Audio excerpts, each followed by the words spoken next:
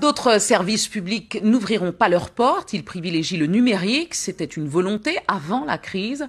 Le Covid a accéléré le dispositif, mais un problème se pose, la fracture numérique, car ces nouveaux outils ne sont pas maîtrisés par l'ensemble du grand public. Aurélie Treuil. Depuis lundi, les portes des services publics rouvrent peu à peu. Mais le déconfinement ne rime pas systématiquement avec accueil du public.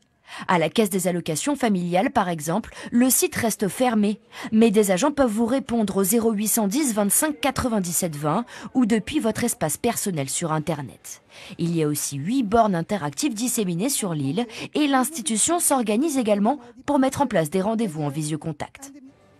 La pandémie de Covid-19 a largement bousculé les institutions qui ont dû pallier l'absence d'accueil du public avec de nouveaux outils, comme les réseaux sociaux. La CAF Martinique poste par exemple très régulièrement des informations sur son compte Facebook. Ce n'est pas le cas d'autres institutions, comme le Centre des impôts. Eux non plus n'accueillent pas de public, mais ils sont joignables à partir de votre espace personnel ou par téléphone au 0809 401 401 ou au 0596 59 55 00. De son côté, la Caisse générale de sécurité sociale ne reçoit pas de public non plus, mais 2 numéros sont en service, le 3646 et le 0820 222 555. Mais là, il faudra s'armer de patience, le service est saturé par les demandes d'arrêt de travail liées au Covid-19 et attention, les numéros sont surtaxés. EDF, dont les agences sont restées fermées après le 11 mai, propose un numéro, le 05 96 59 22 00. Vous pouvez également contacter un agent par Internet ou sur l'application EDF Dom et Corse. La plupart des services publics ne sont donc joignables que par téléphone ou Internet. La Poste, au regard de l'importance de sa mission, a rouvert progressivement ses bureaux. Ils sont 26 à accueillir du public désormais.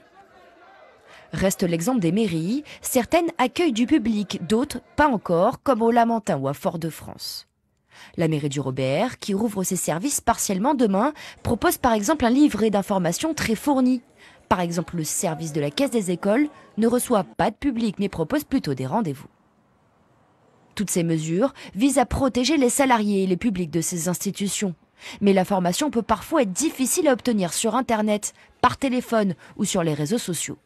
À l'heure du tout numérique, en marche forcée depuis le début de l'épidémie de coronavirus, il faut veiller à ceux qui sont en situation de fracture numérique.